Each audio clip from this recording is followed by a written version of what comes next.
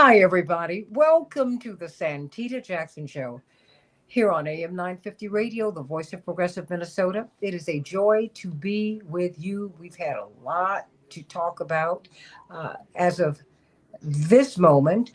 It seems that the Trump administration is going to release some funds to the contingency that would assist people in getting their food. So we'll see where this goes from here. But a lot of people have been very, very, very um, let's say, very excited about this and excited in a way that they've been moved to action. So perhaps that is what is spurring this administration to load up this fund. It's only been partially funded, but what we do, we need to get our needs taken care of, everybody, as we are looking at premium spike on the healthcare exchange.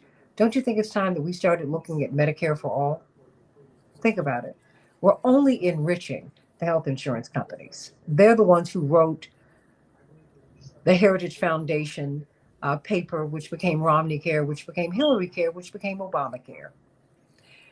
We need to move forward, everybody. Healthcare is a right, it is not a privilege. And speaking of healthcare, let's talk about how we how we treat people, because that's really what it comes down to. Many people uh, don't. Most people do not get the care that they deserve. They don't get the care that they need because they cannot afford it. And sadly, in Canada, something happened that I had this gentleman with me here several years to talk about it. But of course, Keith McHenry from Food Not Bombs, we've talked about so many of these issues related to poverty and privilege. And of course, attorney Mark Fancher, brilliant civil libertarian and civil rights lawyer. Uh, but in Canada, they passed the measure that allowed for physician assisted suicide. The fear at that time was it would be directed toward not those who were on the verge of making their transitions, but that they'd be guiding ill people, poor people, people who'd given up on life. Think about that. And now we said that this could visit our shores. In fact, that it would, and here we are. Now it is in the United States. Physician assisted suicides. In a time when we are putting people, we're trying to figure out how to get homeless people out of our sights. In a time when we are saying that rather than open the government, the majority party has said, well, we will starve people out and we will not give them health care. When many of the tech bros and the oligarchs feel that there are too many people on earth. Think about that. I think you need to listen to what everybody is saying. This physician assisted measure that has been passed in Illinois, what do you think about it? What do you think about these measures that many people feel, well, they're beginning to have their misgivings in Canada because they're saying, wait a minute, we're seeing people who are just really down on their luck, who are being encouraged to kill themselves, to have a physician assisted suicide. Let me just put it out there and let's talk about this, everybody. Hey, Bernadette. Hey, correctional officer for the lockdown. And happy anniversary to you and your wife, 35 years. God bless you. I wish you many more. Let's talk about this. Now it's in Illinois. And given that the president, as he's been cleaning up Washington, Keith McHenry, Food Not Bombs, one of the things that he wanted to do was remove the poor, remove the unhoused. He said, they don't make our streets look good. We've got to get them out of the way. What is it about this physician assisted suicide that makes you uneasy? Well, the first thing that freaked me out was if on Fox and Friends, they one of the hosts, I think it's Lewis, was saying, "Oh, well, we should just jail all the homeless. We got to get rid of them." And his co-host Brian goes, "Well, we should have euthanasia, like no, not asking the homeless person if they want to be killed. That it should be just a policy." So that's already in the popular culture that it's okay to be killing homeless people because they're homeless.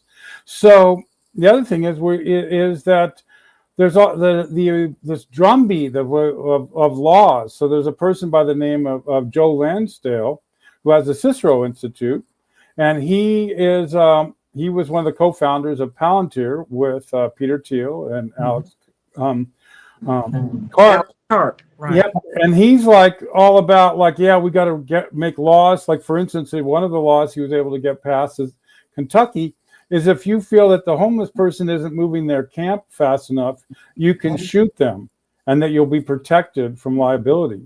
So Say this that one whole more time. Wait. I don't want you to go past that. I don't want Mark Fancher. I don't think that people need to miss that. What did you just say? well, there's a law passed in Kentucky that one of many that the Cicero Institute has been promoting. It's like a felony in Tennessee to be homeless, but then in Kentucky, if the landowner wants you to leave the property and pack up your stuff, and he or she does not feel that you're doing it quick enough, they are protected from liability if they feel they need to shoot the homeless person. And so we saw right after the Fox and Friends aired this idea of euthanasia for the homeless against their will, there was a shootout. There was a person that went around to several different homeless camps in Minneapolis shooting people. Fortunately, only one person died, but I think 13 were injured. And so there's become this attitude that it's okay to think of the homeless as less than and worthy of being killed. The other thing is that there's, in the state of California, we had a vote for Proposition 1. It sounded great because mentally ill people would supposedly be put into mental health facilities. But really what is our experience already, and they haven't even really implemented Proposition 1, is that they're forcing people into conservatorship. This is something Trump is very much in support of. And so they become wards of the state, and they have no control over their no agency. Their money is controlled by somebody in the county, in our case. And I had several friends who were actually they did not qualify to be in a mental facility they were just unusual. But one lived in a car, none lived in another broken down van, but they were put into conservatorship, and their life just fell apart because they weren't free to have access to their money. They lost their storage facility. They lost all their belongings, their crystals, their drums. In one case, the other person was forced into psych meds against her will, and she went cold turkey. And within less than like a week, she died of a heart attack from withdrawal because she wasn't given care to ease off of these psych meds she did not want to take. So and she was just a happy-go-lucky hippie, wore rainbow clothing, liked to smoke marijuana, and was hard of seeing, but in her 70s. And so there's already these systems going on, which unfortunately cause homeless people to be first, taken off the streets against their will, and then the conditions are such that they end up passing away. And so if this becomes a mass theme, as for instance, there's a huge camp being built outside of Salt Lake City. Mm-hmm. And Salt Lake was supposed to be the model town for providing housing. They have a very good program actually in Salt Lake for homeless people, and with a lot of supportive services and stuff. And it was a model. But now apparently, probably because of the failing economy, which is going to get much worse. I mean, there's like all these federal employees are not buying anything right now because they have no paychecks. Millions. My ex-wife just got fired from Bank of America because AI took her job, and she's like has no money anymore. She's got to save every penny to survive. So this is like there's going to be millions of people made homeless. And particularly with like the whole banking industry that's teetering right now, possibility of stock market crashes, all these things. This could rush to use of euthanasia on potentially as a money-saving measure under these kinds of conditions. This was something similar that happened when the Weimar Republic was at the state that we are now in the U.S. It collapsed, and then National Socialism came in, and then eventually the mentally ill had to be euthanized because they were useless eaters, and then it moved into what we now know of as the Holocaust. So it's a very scary time, and I think that people need to push back and take. And what I am heartened by is the fact that the food stamp crisis, I'm being overwhelmed with love from people, all sectors of society, even MAGA people, who Mhm. now realize this is like a total crisis, who are offering food to Food Not Bombs chapters. Within the last week, we've had maybe 10 new Food Not Bombs groups start in the United States to address this issue in little tiny towns like Victoria, Texas, and Normal, Oklahoma. It's it's incredible, the response. So people really do care. Americans care. They're not as vicious as this divide and conquer strategy that is happening, where we're supposed to be hating each other. I'm Mhm. not finding that in the streets and in real life. I think this is mostly a concoction of the tech bros and of the people in power, of the bankers, of the BlackRock, Larry Finkses of the world, and that's heartening. So if this does completely collapse and go into like something worse than the Great Depression, I think people will be fast to work together. But we really have to push back on this idea of euthanizing people, because we can't afford them to either have medical care, or Mhm. that we can't afford to house and feed them. I mean, we have to really take this seriously. People thought I was crazy when years ago, even like 12 months ago, when I would say we have to worry about the internment of the homeless, because we've been hearing rumbles of that in Santa Cruz, California since 2019, where one of the people behind Palantir's predictive policing was also on our board of supervisors. And he was promoting the idea of shipping the homeless out of Santa Cruz County to the neighboring county, to Camp Roberts, where they would be interned. And they would supposedly get some kind of help and job training. But with mass layoffs, what kind of job training are you going to be getting? And what prospects of jobs will there be? It's a very dire situation right now.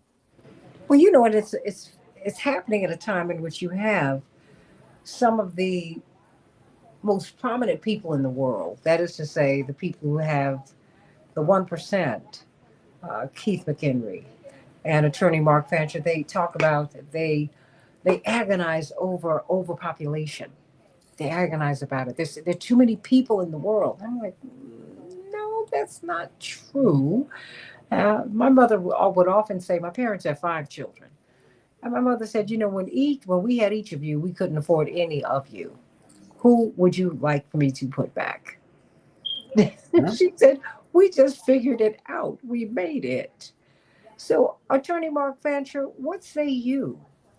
Because this feels sinister to me, you know? Well, it is, and there are too many people in the world, too many people of color, because it's unfortunate, but I think it's real that what's at the bottom of so much of this, including the SNAP crisis and everything else, is white fear.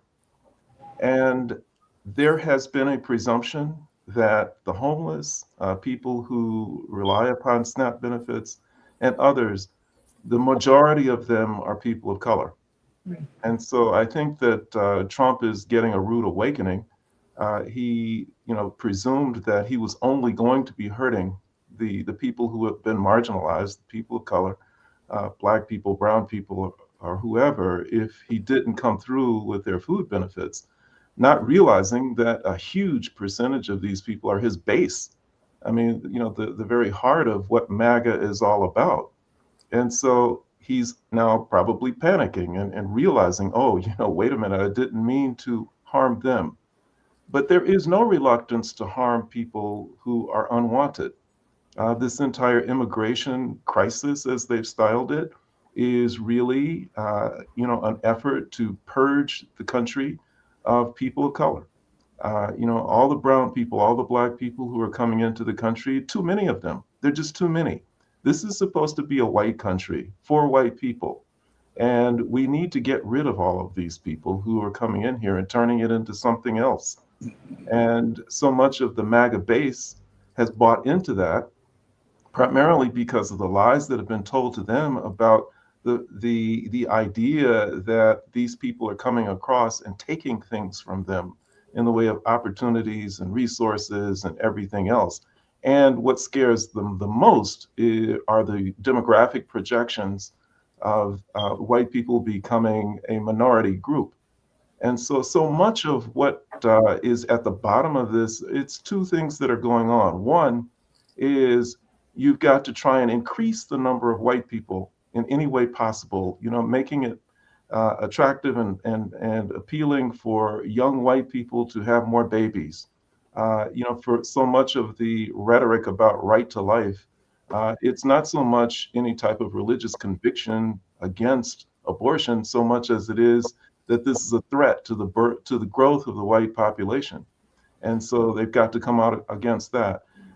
You can have them yelling for days and days about how terrible illegal immigration is, and how we've got to stop the flow of all of these people into the country. But then when you find racist white South Africans and Afrikaners who want to come into the country, then they roll out the red carpet to them and say, come on in, we'll help you.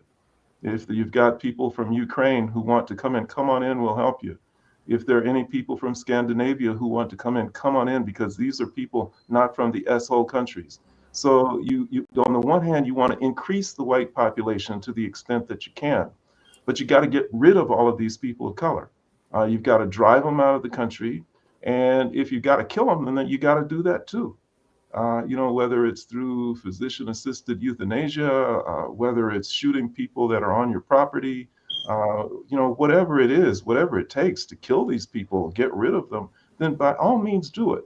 And it's not in their minds, it's not such a bizarre concept, because we see it in action in Palestine, where you've got a population that is in some way creating an obstacle to the perpetuation of a Zionist state that is very racially oriented, whether they choose to admit it or not. And so they're in the way, and so therefore you kill them in large numbers, do whatever you have to do to push them out, and if they won't get pushed out, then bomb them into oblivion. So this is the sad and ugly truth, I think, which is at the bottom of so much of what's happening, which at first blush seems so bizarre that they would even talk about these kinds of things. But I think if you really look at it from their perspective in terms of what they're trying to accomplish, it's all very logical and makes a great deal of sense. I'm speechless. But when I hear King Charles and his sons talk about overpopulation, I'm only going to have 2 children because there are too many people in the world. The human to animal ratio, his Prince Philip would say is off. But then he said he would love to come back in another life as a virus that would kill people.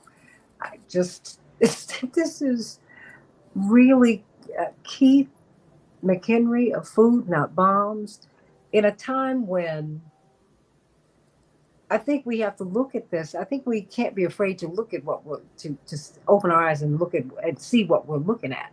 Let me put it that way, because, and I'm not a partisan, because I think it's 2 wings of one bird. Okay, but I do have a majority party who are willing, even if they are doing it under duress, to starve people out by not giving them any food, and they're willing to withdraw health care in order to make their point. The other thing so my grandfather was in the Office of Strategic Services in World War II, and when he was stationed in Burma, and he did the most what today is still the most deadly bombing campaign in world history, Operation Meeting House, firebombing Tokyo. But he died when I was 14, and during the years I was supposed to potentially follow in his footsteps. And he explained that he set up heroin distribution to the United States to flood the black community so that they would not rise up with an unequal GI Bill.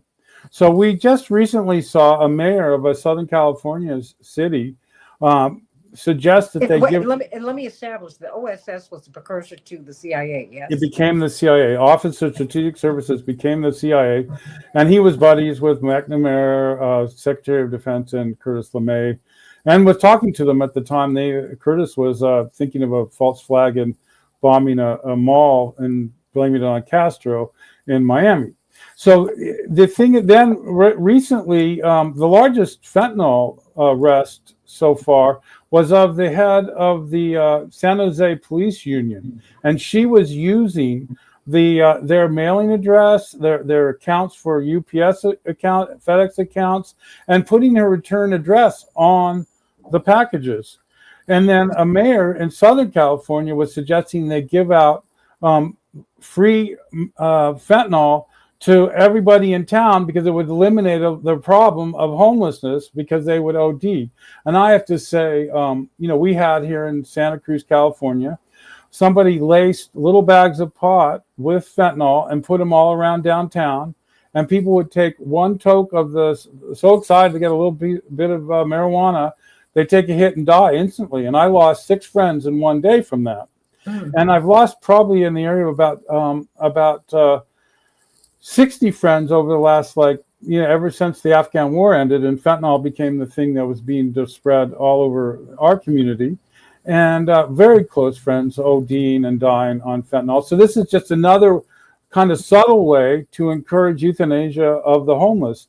But and I think we need to, now you have Trump, it's like it's coming in through Mexico and blah, blah, blah. And then they're going to, invade Mexico and Venezuela and Colombia to get rid of the fentanyl crisis, which is really horrible. It's devastating. But it's also, we know, like in our community, that the local authorities, local law enforcement, or maybe they're not local, might be federal, are participating in making sure that there's lots of fentanyl spread throughout the homeless shelters in our community. And this is just one more way. And I think a lot, there is an assumption, as was being said, that it's black people and Mexicans, so what do we care, but it turns out it's really, majority of my friends that died were homeless white people. And I think, and you see that, throughout the United States. So the combination of cutting food assistance, and even if it turns out there's going to be some food assistance that comes as a result of these court orders, it's not going to be enough because it was already not enough. It wasn't enough when it was fully funded. Mm-hmm. We've had so many problems with food stamps in California because there was apparently fraud. I had many friends lose all their money because there was somehow some inside job where their entire account was deleted for them, and they would go into shop and there would be no money in there. Then that resulted in a whole period of time where your food stamp cards, you wouldn't work at grocery stores because there was some kind of technical glitch. So even if it gets fully funded, which I pray that it would, because this is unbelievable, the pain I'm getting. And I have the hunger hotline, 1-800-884-1136, and I've been fielding calls from seniors on Medicare Advantage who have no food, who would be lured into, say, United Health for their Medicare Advantage, think that their card of $100 was something that would be renewed like EBT every month. And it turned out it was only a one-time offer. They'd have no food. I got between 10 and 20 calls every Monday through Friday through the entire last 3 years of the Biden administration. So this hunger crisis predates this horror that we're going through now, and I do think it's part of a strategy to depopulate the world. You see, with the World Economic Forum is talking about that. You've seen that with United Nations, Global Sustainable Development. You see this with Gates. You see this with Larry Finks, who's now the head of the World Economic Forum. This is definitely what billionaires think is needed. And with AI, they can replace us all. Universal basic income will, it won't probably be enough to keep the consumer economy going. And so we are in serious trouble. We need to unite. And I don't know exactly what people are talking a general strike, which sounds good on paper, but the problem is if everybody's losing their jobs and half the people don't even have jobs anyway, what are you striking? So it's really, we need to think outside the box, because this is a transformative period in world history, and we've got to figure out some kind of solution that nobody has thought of yet, or has at least not been revealed to enough people to know actually how to respond to this. This is much worse than say what was going on in Nazi Germany, and because we have the technology now to make it much worse than it was. The same mindset is around, the same ideology. Like you say, many of these people that are running, like the tech bros, two of them are from South Africa, right? Mm-hmm. And then you have their mindset is that they don't, they dehumanize the homeless, they dehumanize people of color. The same attitude that I saw when I was visiting Palestine, where the Palestinians are subhuman. Like, I was told that I could shoot a Palestinian, I wouldn't even get a ticket or a reprimand if I killed a Palestinian in the West Bank. But if I kicked a dog in Tel Aviv, I'd be in court for weeks. And the amount of shekels I'd have to pay out would be like immense. And that's the attitude that is being promoted by these tech bros and by the people in power in the United States right now. Ooh. Why do you think we not ask the questions about Peter Thiel and Elon Musk? I mean, because they spent their formative years, Elon Musk in apartheid South Africa. Peter Thiel was from one of the frontline states, which was South Africa. I mean, Zimbabwe, all of those places. South Africa was more than the country; it was a region. We don't ask those questions, and therefore we don't ask about who they are and what their agenda is. I mean, because this is, by destroying the floor beneath which people can fall, and they were already falling, wasn't strong enough. This fits into another. I mean, what's happening in Palestine now, I think we have to pay attention to. But Mark and Keith, I don't think we ever really put our arms around the slaughter that was visited upon Black South Africans. I mean, we never calculated how many Black South Africans were killed. I mean, they were killed routinely every day.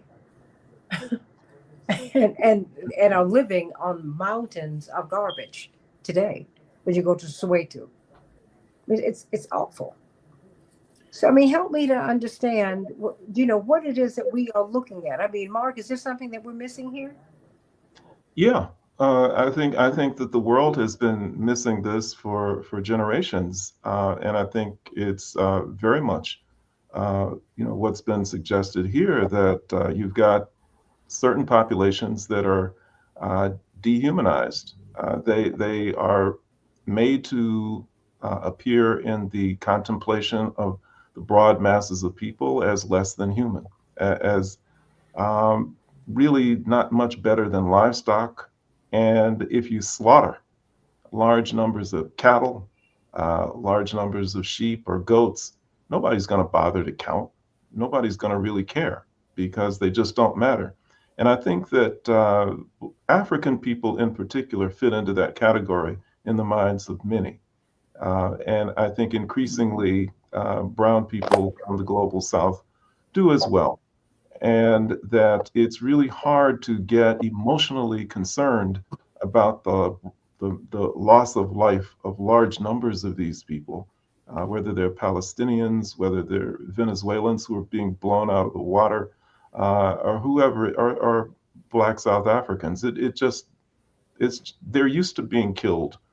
It's their lot in life, and so nobody really is concerned about it.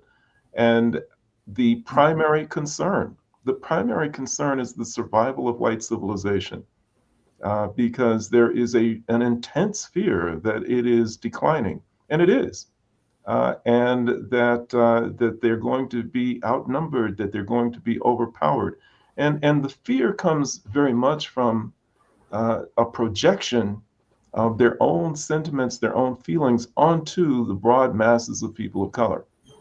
They tell themselves on some level that given my propensity to violence and exclusion, discrimination and oppression and conquest, given that, then I presume that other people have the same sort of mindset.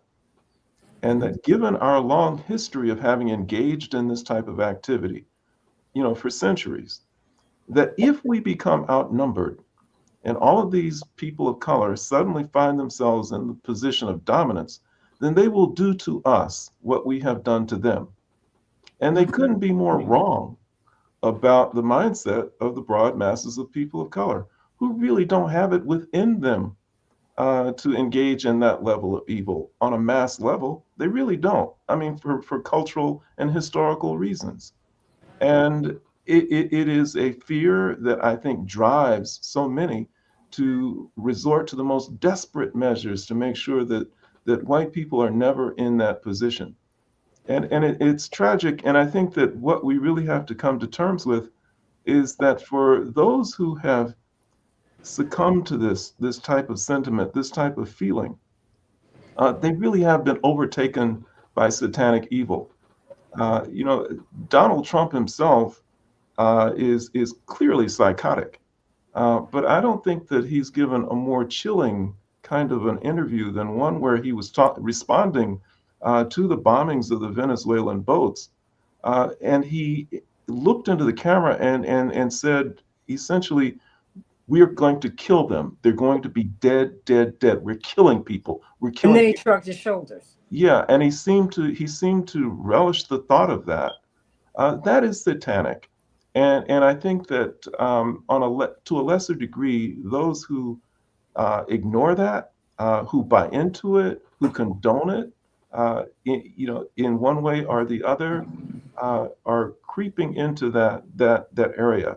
And I think that one of the things that has unfortunately accelerated the rise of this type of sentiment is technology, because the more, and there was a guy on this morning, he was being interviewed, he's written a book about boys and the fact that they have become increasingly isolated because of technology, that they no longer understand how to socialize, how to interact with other people.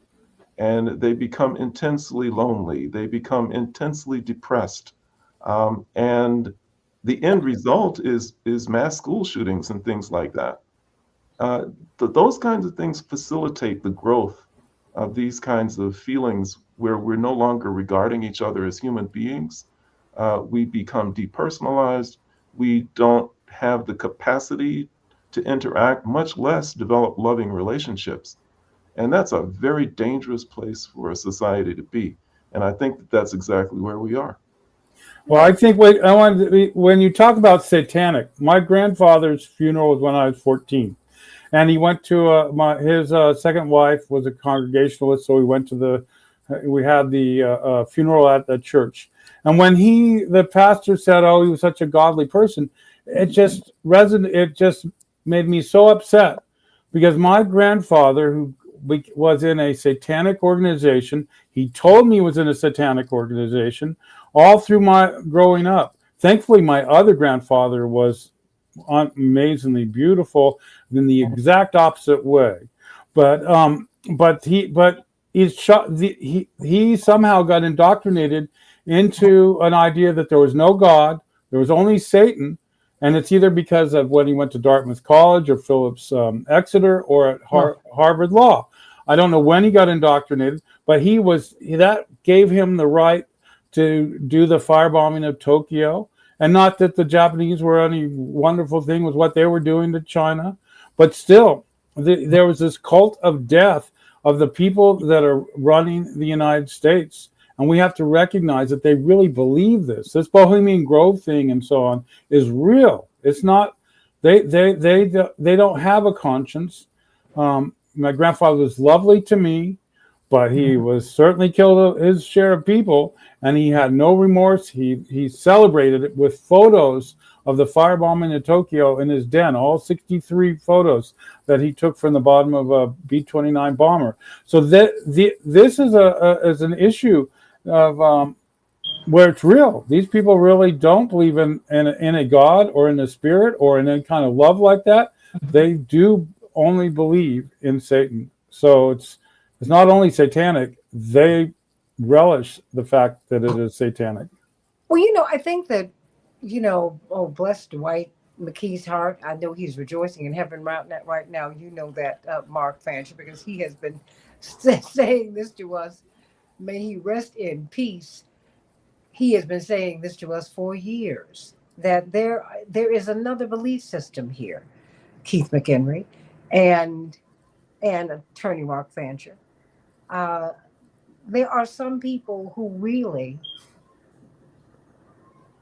are evil. I mean,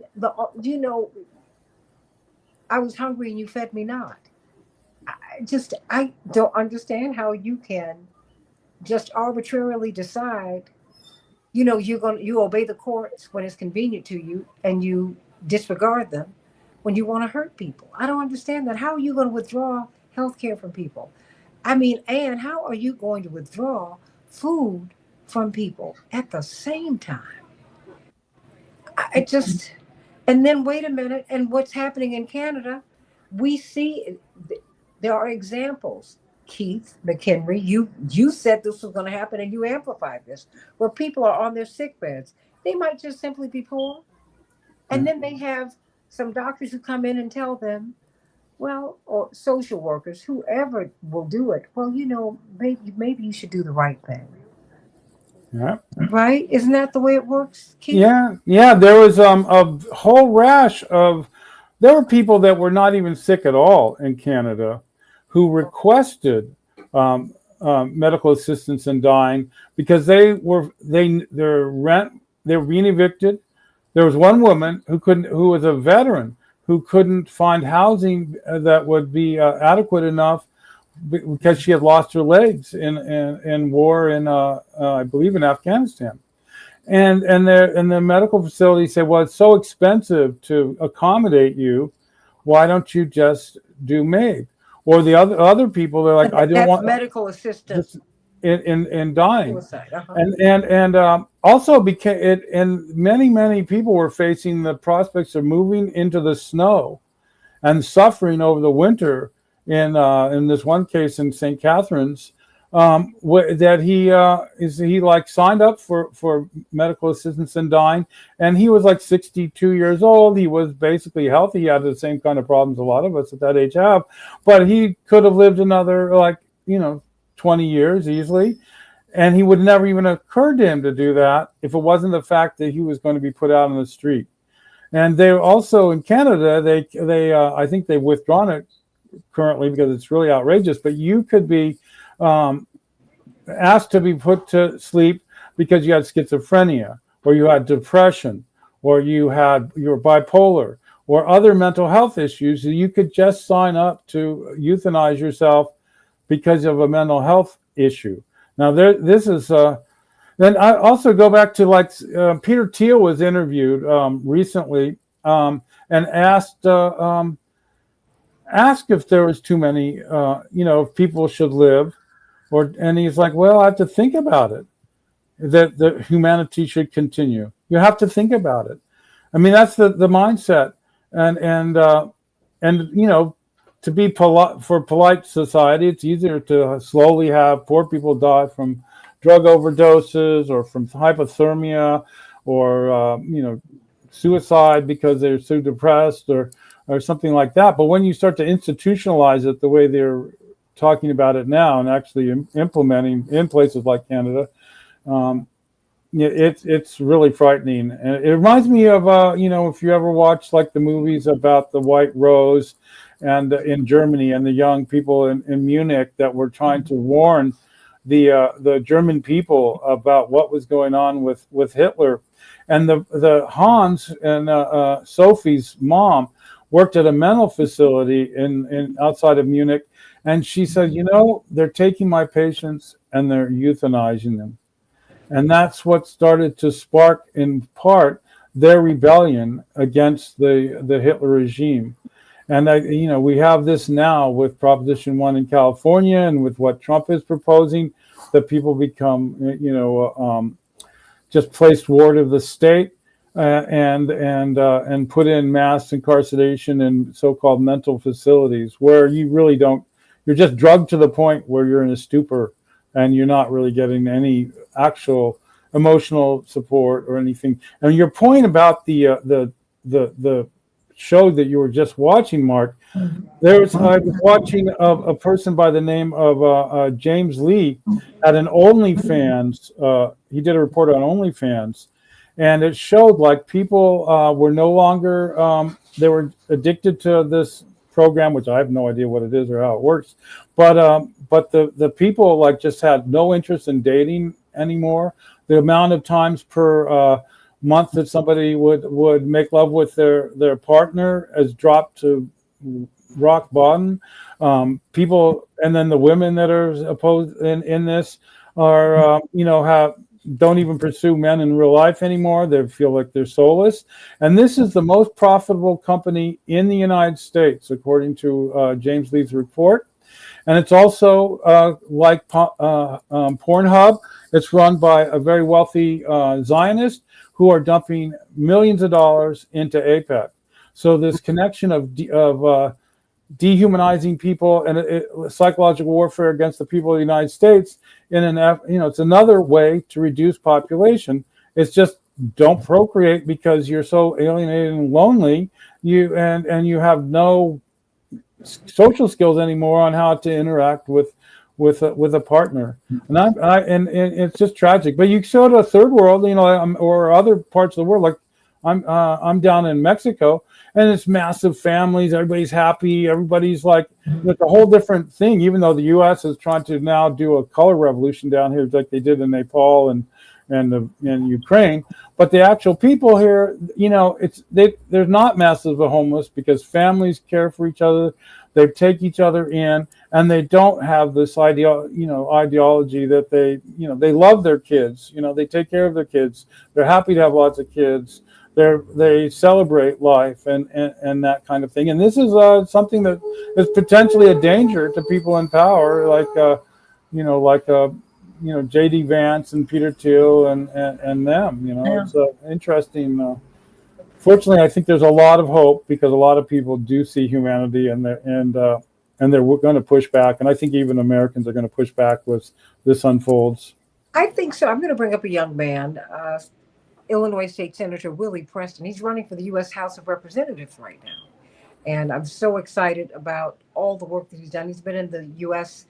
In the House State Senate. Maybe I'm putting the cart before the horse, Senator. He's been there a very short while, and he's done a lot of great things. And one of the things that he has done is vote against this legislation. And Senator, are you there?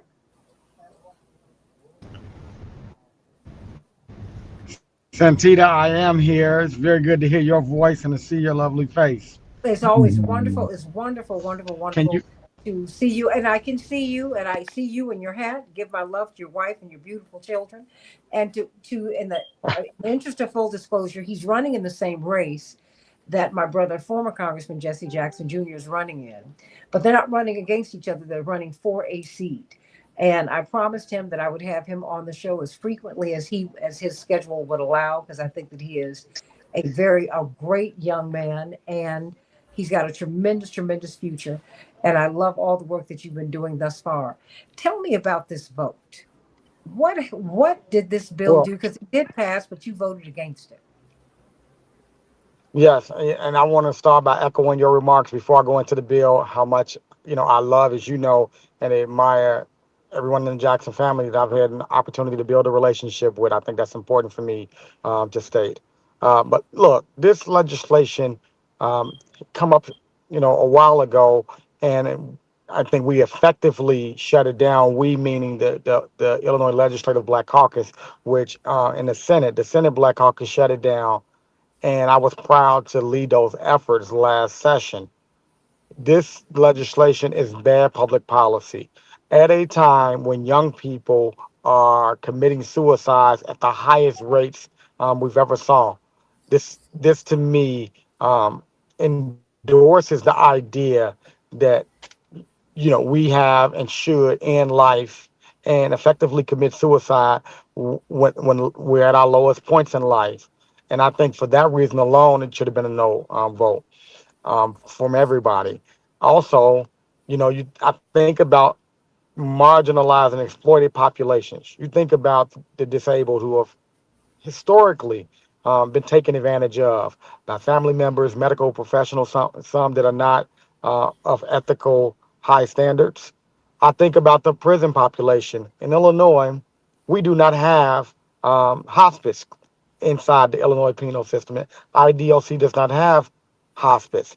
And so I'm concerned about this legislation becoming law and what the implications are for the prison population, people who could potentially be induced with these type of drugs. I think it's a slippery slope. I think what we saw across the country and in Canada even, that it's a relaxation of respecting the sanctity of life. Full disclosure, and my wife is giving me authority to be able to speak on this. My wife has multiple sclerosis. Um, it's something that we are deeply concerned about. We understand the trajectory in which the multiple sclerosis could likely take her. And I am sensitive to my colleague, Senator Holmes, who carried this bill, who also has multiple sclerosis, and I think was a large motivation for her sponsoring this legislation. The, that all said, maybe I'm just old school, but I just think that we need to never get in the business of playing God here. And I think also that despite some of the provisions inside this legislation that would try to safeguard against um, something happening, like someone taking these pills who shouldn't have taken them, like for instance, children, it's still no guarantees. And for that reason alone, that's another part of this where we need to say this is bad public policy. You know how many times we've had accidents every day? We have accidents with children taking medication that they should not have taken, they shouldn't have had access to. And we can, we do a lot, we've done a lot in legislation to try to safeguard medications and things of that nature. But there's no perfect solution to that. And we know that. And that could very well happen here. Also, I think about a personal story of my cousin, Little D. He was diagnosed um, with the disease. I believe it may have been sickle cell. I know this, but when he was younger than me, but it's known that he had a year or two to live. You know what? Through a miracle, through God's grace, Little D lived to be like 21 years old, and he would have potentially taken that pill, or and would have lived another, 15 years less of life. And so I think this is honestly bad public policy. And I'm going to share some inside baseball here because I think it's important. And it was something that I was very terribly disturbed by. Not only did I vote no against this bad public policy, I pushed my speak button to speak to the state of Illinois and the citizens of Illinois and tell them why. And I was not allowed to speak. Um, a colleague, another one of my colleagues, state senator, a Democrat, also pushed her button to speak out against it, and she was not allowed to speak. Um, it was the claim was by Senator Omar Aquino. He was in the well that he didn't see either of our speak buttons, and the undemocratic way that this was done was also evidence that this was not a piece of legislation that enjoys broad support. Mhm. It's nearly failed. It had 30 senators to vote yes. So that tells you that there was at least 10. There was 11 Democrats and the Senate Democrat in the Senate caucus either voted no or just walked and didn't vote at all. And I can assure you the arms were twisted to push people to vote yes on this. And that again is not a good public policy when that is the way you have to move legislation. Well, and Senator, it's immoral. I mean, because the thing is, by having the debate, by allowing you to speak, you might have changed someone's mind. You might have made someone think about this. Because there are we all have something, or we know somebody who has something. Everybody's struggling. Everybody. So Hmm. I only have a few more minutes left here, and I know you were running today. I'm so glad I called him truly, like I called all of you at the last minute, and I am so sorry. But when I saw this story, I was so disturbed by it. And when I saw how the senator voted, I said, I've got to get him on. But I know he's very busy caring for his district. He's running for Congress. He's got a lot going on.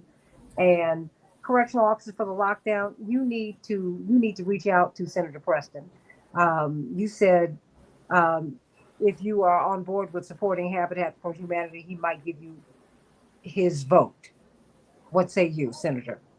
I don't understand. I'm sorry. What is that? He wants to know if you support Habitat for Humanity. Of course. That was okay. So you got that down. I'm going to give everybody a minute because I'm going to have to go to my next show because we're going to be talking about SNAP. I'll send you a link to that too, Senator, so you can jump on that. Yep. Would I know love I've that. been, sure, I'm going to send you, but I have it's a link for the next hour. But I want to get closing thoughts from everyone here, because I want you. The reason I brought this to your attention, you said you've got his vote. Okay, so you got to vote here. And Very blessed. my thing is this. Look, if what we're doing is not grounded in morality, it's not going to work. Just this, what we're doing is ungodly. We're denying people food. We're denying them health care. We're saying that there are too many people in the world. Ari Emanuel, who Rahm Emanuel's brother, who helped to write ACA, wrote an op-ed piece in which he said that after 75, you did not need life-saving measures because you already lived out your life. You didn't need to live any longer. Who does that? Oh my God. Oh yeah, yeah, yeah, yeah, yeah. Absolutely. I'll send it to you because I have it. I Ooh. have it. Yeah. Santita, I In case, recall in case that. they wiped it out. Yes. Thank you. So I who does that? recall that. Okay. All right.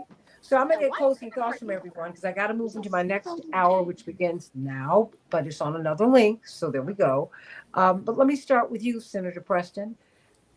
1 minute for you. What would you like for us to think about? What is on your mind? I'm sorry. Was that for me, Santita? Yes, yes, yes, sir. Okay, awesome. I think this legislation it's bad public policy. A, B, the way this legislation was actually conducted, the way it was called was inconsistent with every piece of legislation that I've ever saw being run in the Senate since I've been a state senator. I've never saw it being run this way. We didn't have a discussion about this controversial piece of legislation in the caucus. People were not allowed to speak that were willing to speak against it. Another piece, they put the timer on and told everybody that was speaking that they only had limited time to speak on this bill because it was a long evening. And then they took the timer off for the bill sponsor to speak as long as she wanted to speak. That is wrong. What I can tell you as a carpenter, I have a builder spirit. I want us to build a society that's appreciative of people who are having a rough time in life, that are safe, suffering from significant illness. But we have to also always, as you stated so eloquently a while ago, be moral in the deliberations and be moral in the things that we adopt as a state.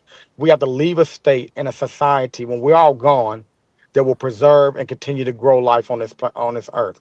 And this piece of legislation is the direct opposite of that. And for those reasons alone, I am a vocal advocate against it, and I think we should look to actually repeal this law immediately. So, Attorney Mark Fancher, your thoughts? Yeah, as complicated as all of this seems, the answers are really quite simple. Jesus gave us the instructions and the blueprint. We just have to follow it. And that is to love one another, as well as love God first. And to the extent that there are homeless people who people think should be killed, our responsibility is to render their homeless status null and void. I'm glad Habitat for Humanity was mentioned. Let's build houses for the homeless, for those people who are not going to get their SNAP benefits because of a very evil man and an evil party and evil people, and they won't have food. We need to feed them. For people who are unloved, we need to love them. It's as simple as that. And I think that unfortunately, this society has suffered a spiritual death brought on by fears which have been prompted by evil forces. And we just need to understand that we don't need to be afraid of everything that we're afraid of. Immigrants coming across the border, not only should we not be afraid of it, but we should let them in, bring them in. They're human beings just like the rest of us. Welcome them in. Let's be one community. Let's love each other. Let's take care of each other, and problem solved. Food, not bombs. Keith McHenry, you take us out. Yeah, well, I think there's a lot more love in America than is presented in the media, and all this hate of the other, and I think that this crisis of many level crisis that is occurring could be a silver lining where we realize that the masses of us, it's really about the 99% versus the 1%. It's not the left and the right, because the people that we're supposed to hate turns out share many of the same values. We might have differences about culture, and that diversity of ideas in that regard should not be a war. It should be something we discuss. But I have just been so heartened since the announcement that SNAP would be cut off by the outpouring of support. A disabled woman was on the phone with me today. She's been emailing me a bunch. She's got to raise money with somehow in the community and bring Food Not Bombs food from Trader Joe's. I mean, it's just so beautiful. And it's in every corner of the United States is responding to this crisis. And so I think that there's a lot of hope in this very, very most dark of times. And so, I'm heartened by that. And I think that kind of spirit and remembering that people of faith, people of just goodwill, people that have morality are going to rise to the occasion.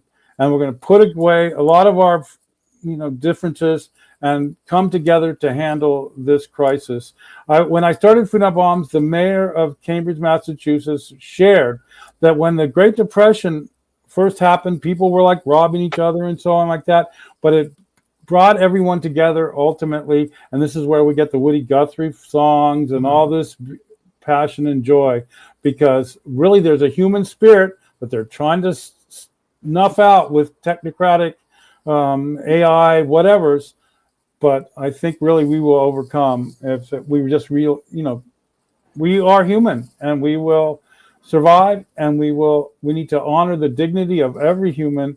And that's really often the solution to a person that's living on the street, is that they get treated like a human. And that can go a long way to them finding a way out of maybe an addiction or out of what seems to be a really dire situation. And that's, we find at Food Not Bombs, by treating everybody as equal, honoring where they're at, how they're at, as a brother, as a sister.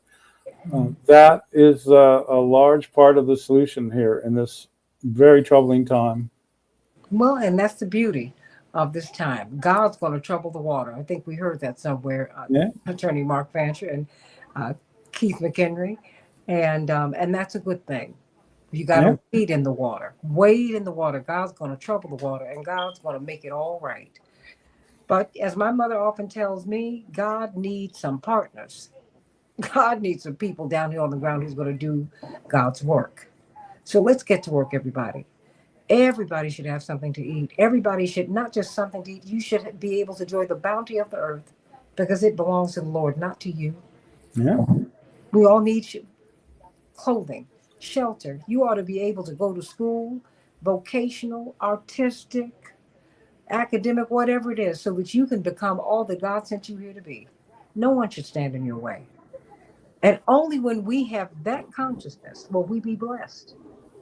As they said in The Color Purple, until you do right by me, everything you do is going to crumble. Until you do right by all the creations of God, everything you do is going to crumble. Let's talk about SNAP. Let's talk about getting people some food, everybody. Let's talk about getting people some food, something to eat. Another right, not a privilege. Yeah. Everybody support food, not bombs. Food, not bombs. Support food, not bombs. It's a tremendous organization. My brother beloved, Keith McHenry, and my brother beloved, attorney Mark Fancher, sending you so much love today. Let's talk about SNAP coming up in just a few minutes on the Santita Jackson Show.